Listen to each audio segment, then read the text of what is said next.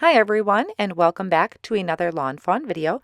This is Mindy Eggen, and in today's video I am going to be showing you how I created this rainbow reveal wheel. I'm going to start off by die cutting out the reveal wheel base pieces out of some Lawn Fawn white cardstock. Then I'm going to use the Reveal Wheel Circle Sentiments stamp set. I'm going to get my stamping out of the way and work on my background later. So I really liked that sentiment that says wishing you a happy day. I wanted to make some encouragement cards, so this is going to be a really easy way to do that. Now this one, if you look on the stamp set, is labeled B, and so is this template that I'm going to use. This is the Reveal Wheel Circle Sentiments template. So the B's both coordinate and they will line up perfectly. I placed that on top of my white cardstock and held it in place with Post-it tape. And I'm going to use my Misty tool to do my stamping. I want to make sure that I have a really nice crisp black image of my sentiments because I will be adding color on top of this. So I inked it up once with the Lawn Fawn Jet Black ink, and then I'm going to ink it up again. And I'm going to put this piece off on the side. I want to make sure that my ink is really nice and dry. Now I'm also going to bring in this circle. This is going to be my sun. So I'm just using my scrap cardstock here that I die cut my bases from. And I'm going to ink that up as well with the jet black ink. And I thought these sunglasses were really cute, so you could use the smiley faces, but I decided the sunglasses would fit my background really nice. So I'll stamp that up too, and I do double stamp that since it is kind of a solid image. I want to make sure that that is got good coverage. So once I have those stamped, I'm going to just set them off on the side to dry for a little while. Now I'm going to work on my ink blending for my background. So I'm just using a white piece of cardstock. This is 4 1/4 by 5 1/2.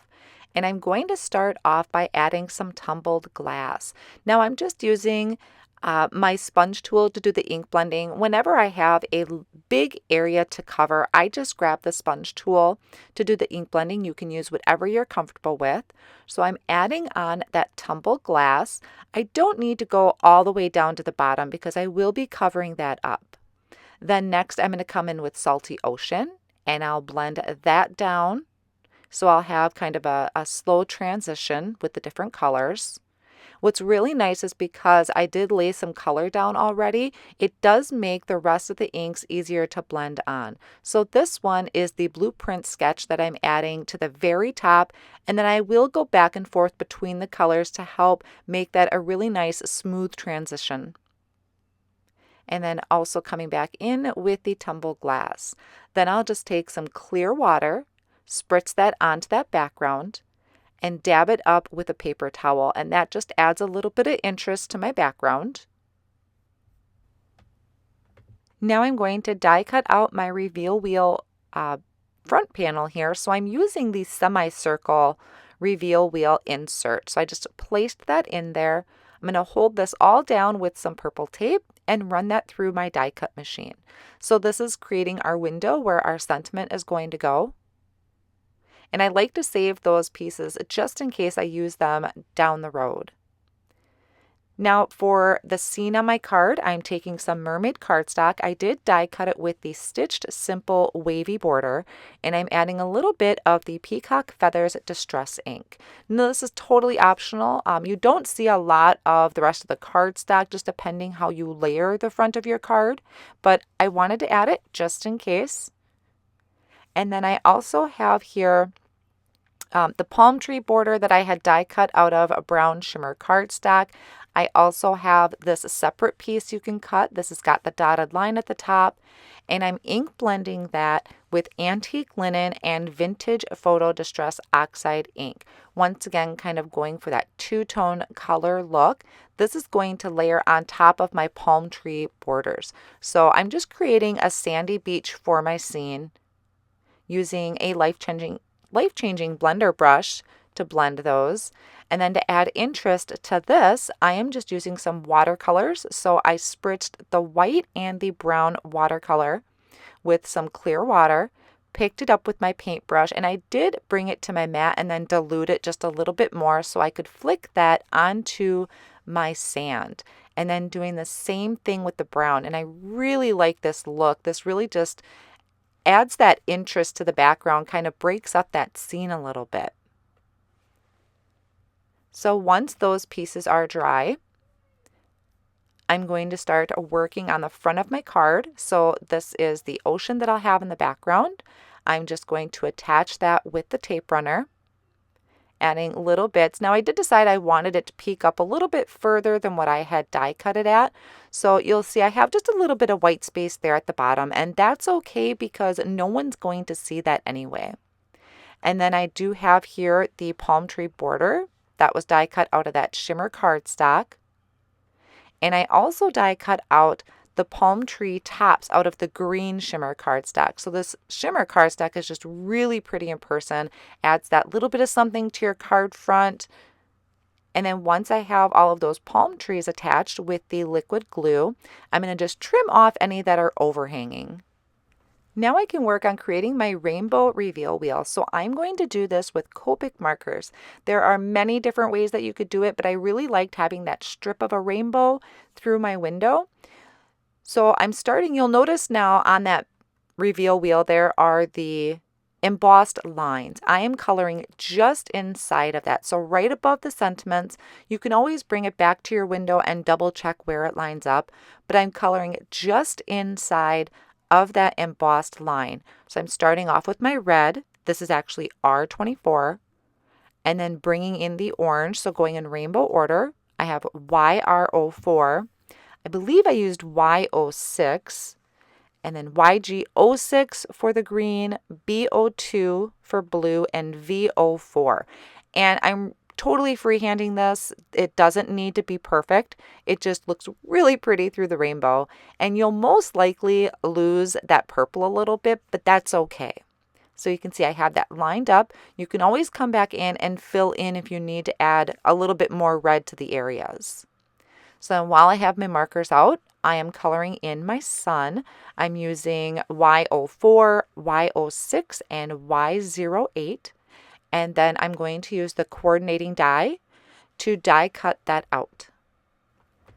Now to assemble my reveal wheel, I'm taking that larger base that I have my rainbow on and that smaller base circle, popping a brad through the back up to the front and then opening up that brad. I don't need to worry about doing anything else to this because everything is stamped and colored. So then I placed 3 foam squares on that smaller circle, making sure that those foam squares do not touch the brad. And then I can line up my window, making sure my embossed lines do not show. Once I'm happy with the placement of where my rainbow is going to be, I'm going to just place that down onto a white piece of cardstock that I had die cut from the reveal wheel panel, and then just push that down. So the only thing connecting this right now is those foam squares with our reveal wheel base. So you can see how our rainbow moves in there. I thought that was just really super cool how that looks. Granted, I'm turning it the wrong direction at this very moment, but you get the idea. So there is how our reveal wheel is going to turn, to wishing you a happy day. So I'm adding the larger foam squares onto the base, making sure that they do not touch my wheel. And then I can add my front panel on top of that, just making sure all of my corners match up. So I have this great rainbow going on in the background. Now my little sun there, I did decide to add some foam squares to that. That's going to go right in the middle. You just want to make sure that your foam squares don't go up any higher than that little area that's kind of designated for it. Otherwise your wheel won't turn. So I just have that in there with my sun with the cool sunglasses. And then for a little bit more dimension, I decided to add foam squares to my sandy beach. That's totally optional. And then once I remove the backing of the foam squares for that, I'm going to add that right on top. So I love the look of that shimmery cardstock for the trunk of my trees, and then I have the sandy beach there. Now I need to add my little indicator there to make sure to let the recipient know what direction to turn and that this is an interactive card. So I kind of just aligned up where that would go Just kind of quickly move my panel off on the side, and then I can just stamp that down with the black ink. I'm going to finish the assembly of my card just by adding tape runner to the back of this, adding that front panel to my white cardstock, and then I'll be attaching that to a card base I created out of mermaid cardstock. Now you'll notice I don't have any critters or any other images on here except for that sun. And you totally can do that. This would be a great beach scene to create. The reason I didn't do it is this is something that I could mass create if I wanted to. I think interactive cards are such a fun surprise to give to people, and I'm really focusing on making encouragement cards right now. So you could grab your die cutting machine and some paper and just sit in front of your TV or on the floor and just die cut away to create these fun interactive cards. I hope you'll give this a try and gives you some fun ideas to create the encouragement cards. Thank you so much for joining me today, and have an amazing day.